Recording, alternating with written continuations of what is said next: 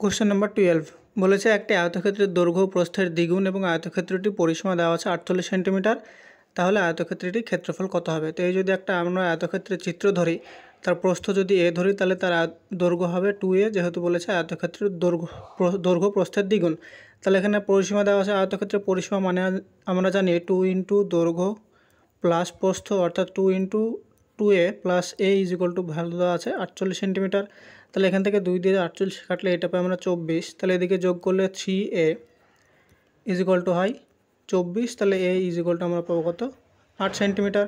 এবার তাহলে এখানে দৈর্ঘ্য কত পাবো, দৈর্ঘ্য পাবো 2a মানে হচ্ছে 16 সেন্টিমিটার এবং প্রস্থ পাবো 8 সেন্টিমিটার।